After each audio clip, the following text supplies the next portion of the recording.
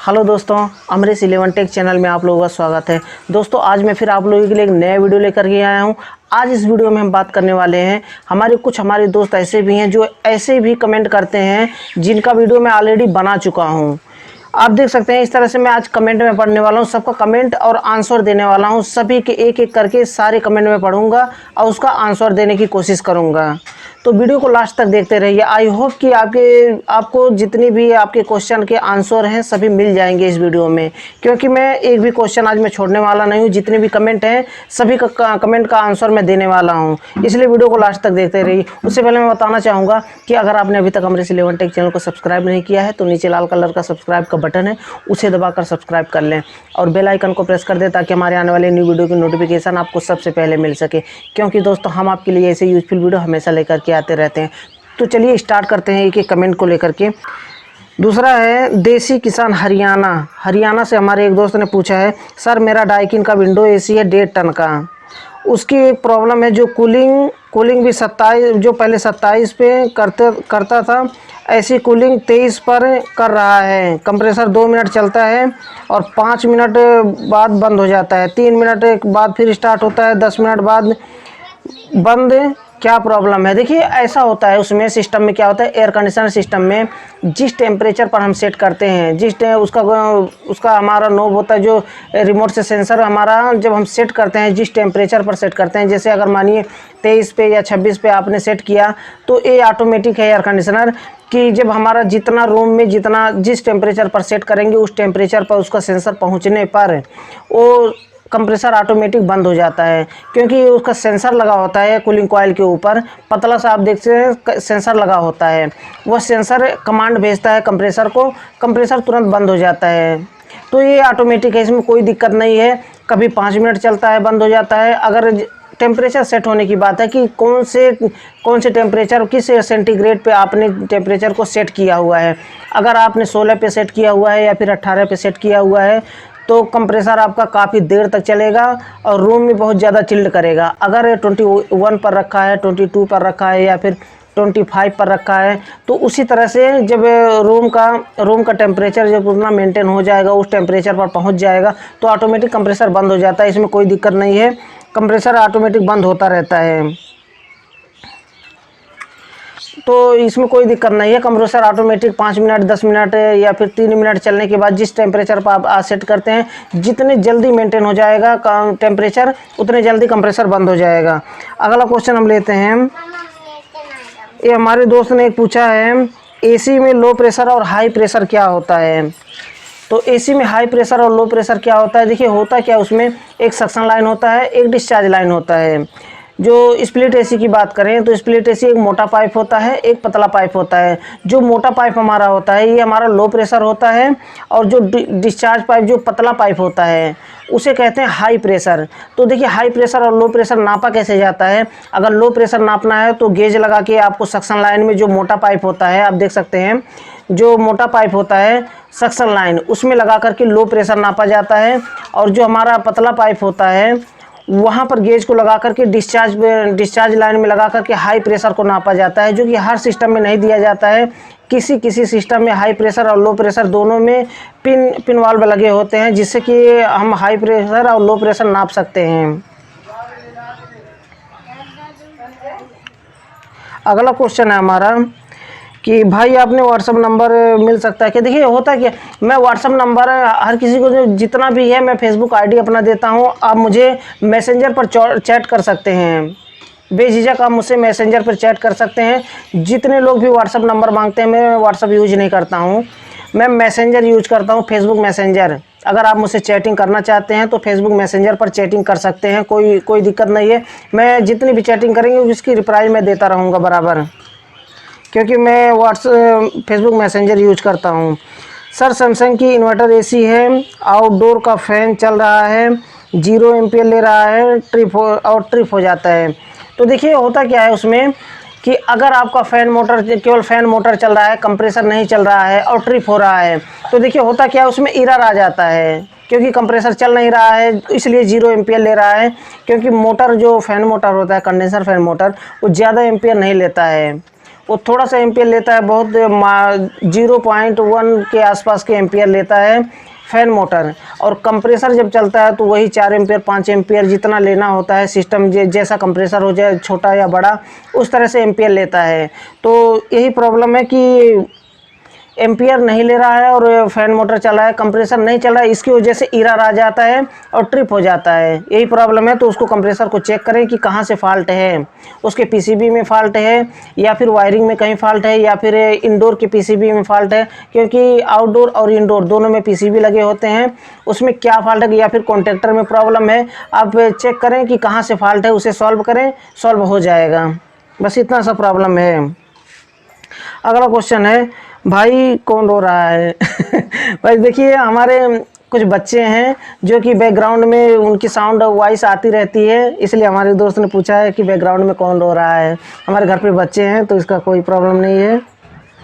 अगला क्वेश्चन है वसीम अंसारी, अगर इंडोर के पीछे आउटडोर लगाना हो तो 10 फीट की पाइप लगाने से कोई प्रॉब्लम है? देखिए, कंपनी जितना लंबा पाइप देती है, अगर 10 फीट भी देती है या फिर 15 फीट देती है, जितना फीट लंबा पाइप देती है कंपनी, अगर उतने में आप एडजस्ट कर पाते हैं, जैसे होता है कभी इंडोर इस साइड में इंडोर लगा है और बाहर की साइड में थोड़ी ही दूर पे आउटडोर लगा है, तो उतने पाइप में आप कंप्लीट कर सकते हैं, कोई दिक्कत नहीं है उसमें।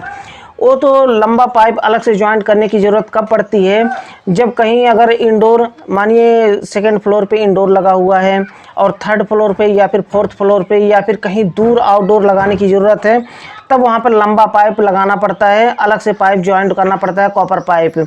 और कॉपर पाइप अलग से ज्वाइंट करने के लिए उसमें फिर रेफ्रिजरेंट टॉपअप करना पड़ता है, क्योंकि जितना लंबा पाइप लगाएंगे उतना ज़्यादा रेफ्रिजरेंट भी उसमें टॉपअप करना पड़ेगा। और यहाँ पर एक चीज़ और मैं बताना चाहूँगा कि ऐसा नहीं है कि रेफ्रिजरेंट जितना कंपनी ने दिया है भर के, उससे ज़्यादा रेफ्रिजरेंट अगर आप चार्ज करते हैं तो आपका प्रेशर 80 या 90 हो जाएगा, सक्शन प्रेशर। ऐसा कुछ भी नहीं है, 60 ही प्रेशर आपका रहेगा, चाहे आप 1 किलो की जगह पे 2 किलो आप रेफ्रिजरेंट चार्ज कर दें। लेकिन कब?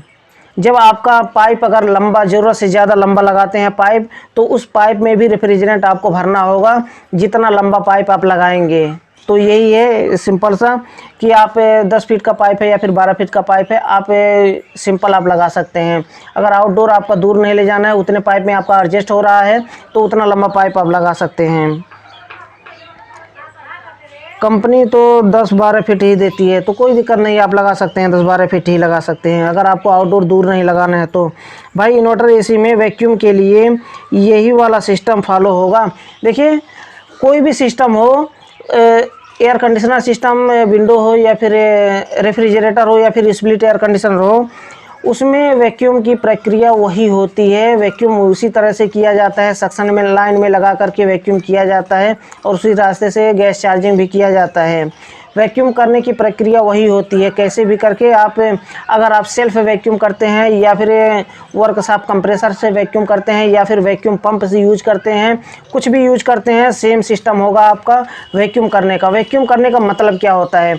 वैक्यूम करने का मतलब यही होता है कि आपको हवा रहित करना होता है पूरे सिस्टम को, यही उसका मतलब होता है वैक्यूम करने का। उसमें जो मॉइस्चर होता है या फिर बाहर का एयर होता है या फिर उसमें कुछ कचरा होता है या फिर कोई थोड़ा बहुत उसमें धूल मिट्टी होता है, उस सभी को बाहर निकालना ही वैक्यूम कहते हैं उसे। तो वैक्यूम पंप का यूज किया जाता है ताकि उसमें से कोई, जितने भी एयर हों, जितने भी कचरा हो, धूल मिट्टी हो, सभी मॉइस्चर जितने भी हैं सब बाहर निकाल के फेंक दे, ताकि सिस्टम में सिर्फ रेफ्रिजरेंट ही चार्ज किया जाए, ताकि हमारा सिस्टम बहुत ही आसानी से अच्छी तरह से वर्क करे और कूलिंग अच्छी तरह से दे। उसका मतलब यही होता है। अगला क्वेश्चन है हमारे प्रकाश भाई ने, नाइस वीडियो सर, आपका बहुत बहुत धन्यवाद प्रकाश। अहमद रजा खान, सर इस पर वीडियो ज़रूर बनाइए। एसी का कंप्रेसर ऑन होते ही रूम की लाइट बंद और चालू होने लगती है, वोल्टेज भी बराबर है।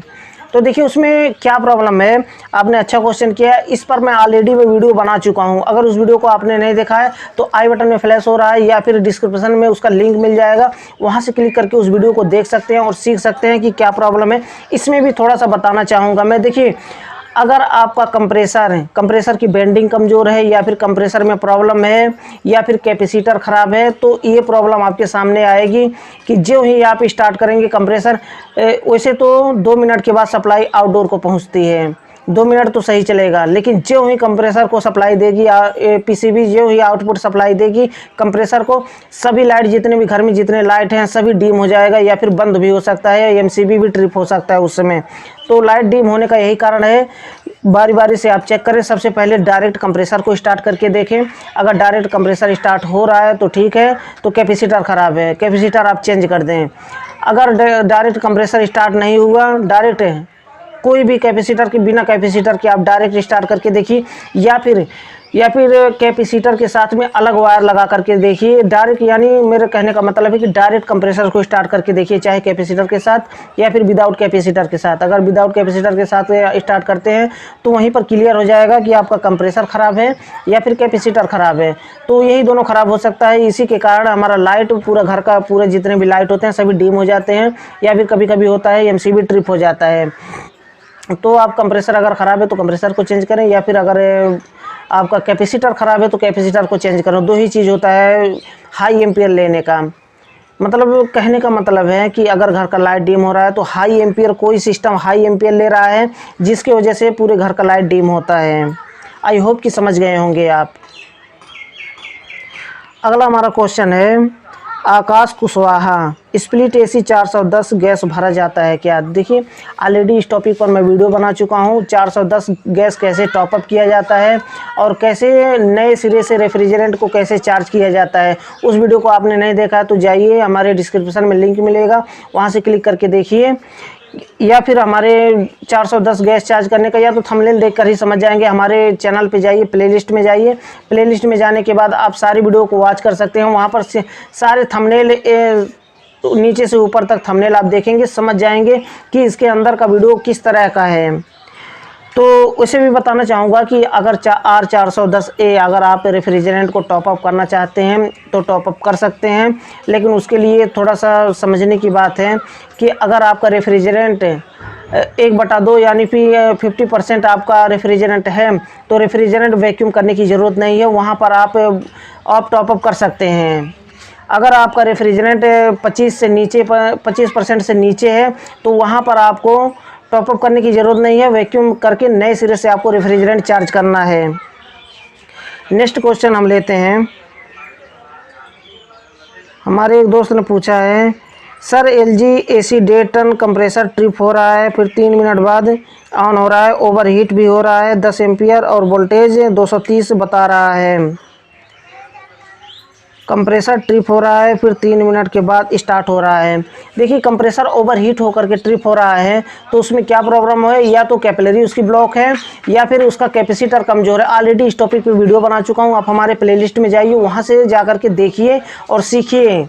सभी जितने भी क्वेश्चन हमारे आते हैं, जितने भी कमेंट आते हैं, सभी का ऑलरेडी मैं वीडियो बना चुका हूँ। कंप्रेसर के ऊपर मैं 3-4 वीडियो बना चुका हूँ कि कंप्रेसर ओवर हीट होकर के ट्रिप कैसे होता है और उसमें क्या फॉल्ट होते हैं। एक एक करके आप जाइए देखिए, आप समझ जाएंगे कि क्या फॉल्ट होता है कंप्रेसर ओवर हीट होने का। लेकिन फिर भी बता रहा हूँ कि कैपेसिटर एक तो कमज़ोर होता है, या तो कैपिलरी ब्लॉक होती है तभी कंप्रेसर ओवर हीट होकर के ट्रिप होता है, या तो सिर्फ कंप्रेसर ही ख़राब होगा तो डायरेक्ट स्टार्ट करके देखिए, या फिर कैपेसिटर चेंज करके देखिए। यही 2 प्रॉब्लम होते हैं और कुछ भी नहीं है उसमें।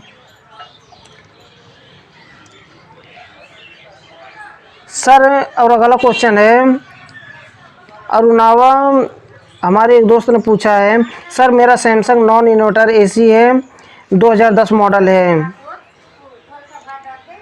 उसके यू बैंड पर रस्टिंग आ गया है, रस्टिंग कूलिंग कॉइल के अर्थिंग क्लैंप में अभी आ गया है, इसको कैसे सॉल्व करें? देखिए, उसमें होता क्या है कि रस्टिंग अगर आ गया है यू बैंड पे, कूलिंग कॉइल पे, वैसे तो आता रहता है जब सिस्टम थोड़ा सा पुराना हो जाता है तो उसमें रस्टिंग आता रहता है किनारे पे, आप उसको साफ़ कर सकते हैं। आपने बताया कि केरोसिन से हमने साफ़ किया है, तो देखिए उसमें लीकेज होने के कोई चांस नहीं होते हैं। इस तरह से लीकेज नहीं होता है कि उस पर रस्टिंग आ गया या फिर थोड़ा सा कचरा उस पर जम गया, धूल मिट्टी जम गया तो उससे लीकेज हो जाएगा पाइप। कॉपर पाइप इस तरह से लीकेज नहीं होता है, उसमें कोई दिक्कत नहीं है। लेकिन आप साफ़ करना चाहते हैं, आप अपने एयर कंडीशनर को क्लीन रखना चाहते हैं तो आप साफ़ रख सकते हैं यू बैंड को या फिर कॉपर पाइप को। इसे तो मैं बताऊंगा कि आप ज़्यादा किसी केमिकल से ना घिसें कभी भी कॉपर पाइप को, क्योंकि वहाँ पर कमज़ोर हो जाता है। आप ऐसे ही कपड़े से कुछ केरोसिन या फिर कुछ भी लगा करके आप थोड़ा सा साफ़ कर लें, वैसे लीकेज होने के चांस नहीं होते हैं, वहाँ पर लीकेज नहीं होगा। आप घबराने की बात नहीं है, आप बेझिझक उसको साफ़ कर सकते हैं या फिर वैसे ही छोड़ सकते हैं, कोई दिक्कत नहीं है। आपने पूछा था कि लीकेज तो नहीं होगा, उसमें कोई लीकेज नहीं होगा, बेझिझक आप साफ़ कर सकते हैं या तो ऐसे ही छोड़ सकते हैं। तो काफ़ी वीडियो लंबा हो रहा है, आई होप कि जितने भी क्वेश्चन थे उसका आंसर मिल गया होगा।